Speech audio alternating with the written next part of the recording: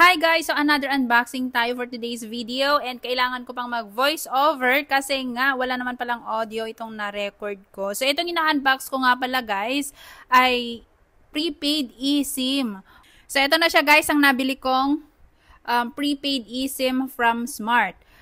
Ito kasing Smart, sila pa lang yung may prepaid eSIM. Ayan.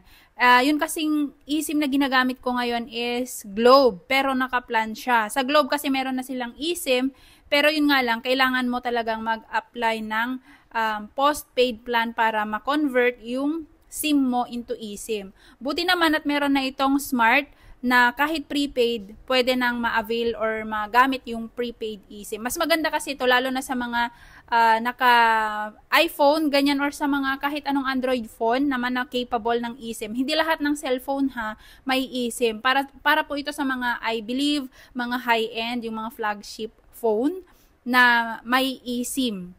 Ganyan. So, ayan, binabasa ko lang yung instruction dito sa... Bale, ang laman nga pala nito, guys, is QR code lang talaga. I-scan lang gamit ang cellphone. So, ito nga pala yung cellphone ko, iPhone 14 Pro Max. Diyan ko ilalagay kasi ito yung may eSIM. Bale, ang nakasalpak po dito is a Globe na dalawa. Yung isa is postpaid plan. So, plano ko nang ipa-cancel. Tapos, Smart eSIM na lang yung gagamitin ko kasi may napakaganda silang... promo, yung no expiry na pantawag, na pang-internet, pan-text, ganyan. So, nandyan na lahat. At napakaganda yun dahil nga hindi naman natin kailangan, all the time, yung load na pantawag, naka-ano naman kasi ako, naka-PLDT. So, kapag lumalabas lang ako, kailangan ko ng pang-data, pantawag, pan-text, ganyan. So, bagay na bagay talaga itong Smart promo. Kaya, kinailangan kong mag-switch sa Smart. So, ang gagawin lang natin, pupunta tayo dito sa cellular, sa settings, tapos piliin natin ang cellular, and then pindutin natin ang eSIM. Ayan, so, nahirapan pa ako dyan ipakita. So, ayan nga guys. Pindutin ang cellular, then dyan makikita nyo yung add eSIM, yan yung pipindutin natin para mag-appear yung scan. Scan QR, ganon. So, i-scan lang natin yung QR code na nandito sa binili natin sa Orange app. Ayan. And murang-mura lang to guys kung mabibili nyo siya sa store. Kaso nga, laging ubos. Laging nagkaubusan. So, nagre-resort sila sa Orange app o kung saan mang available online. Laging nauubos. Ayan. Parang limited nga yung stock nila. So, ayan, dito na lang tayo bumili kasi kailangan natin ito. Hindi na natin kailangan pa maghagilap ng available na prepaid eSIM sa store. Ayan. Lagi kong nababasa nga nauubos palagi. Walang stock, ganyan.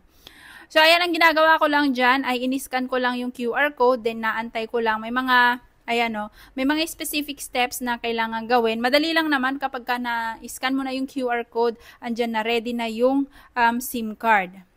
Sundan mo lang yung yung step na nandyan. Continue, ganun, activate. Ayan, activate eSIM. So, after nyo nga palang ma-activate yung SIM nyo dito sa cellphone nyo, huwag nyo kalimutang i-link siya sa GigaLife or yung sa Smart na app. Tapos, i-register nyo na rin siya para hindi ma-deactivate. Ayan, pagkatapos kung mailagay sa cellphone ko yan, sa eSIM, nilink ko na siya kaagad sa GigaLife. Yung GigaLife na app. Tapos, niload ko na rin siya ng no expiry na pan-text, pantawag, ganun. Sinagad ko na yung tig 749 yata yon, 600 minutes na yon na pantawag, tapos 600 na pan-text, tapos 48 GB na pang-internet. So, matipid na yon. Kesa naman yung nagbabayad ako ng 599 per month sa Globe, 'di ba? Hindi ko naman palaging nagagamit kasi nga naka PLDT. Nagagamit ko lang 'yun pag lumalabas ako. Hindi ko rin naman nauubos 'yun. Tsaka 6 GB lang, yung 599 ng Globe Postpaid, 5 GB lang siya. 6 GB pala. Kumpara naman dito sa 749 ng Smart, 48 GB na 'yon. Okay, so mas mas practical gamitin to kaysa yung mag postpaid plan. So, yun lang guys, kung gusto nyo rin bumili ng ganitong, prepaid eSIM, ilalagay ko na lang yung link kung saan ko ito nabili. Kasi yung isang, nag-try akong bumili pa ng isa, kaso na-cancel. Ibig sabihin, parang naubusan din sila ng stocks. Kaya ilagay ko na lang dito sa baba ng aking video yung store na nabilhan ko kasi legit. At ayan nga nagamit ko na para doon na rin kayo bumili. So yun lang guys. Thank you so much for watching and don't forget to follow and subscribe to my channel. Bye!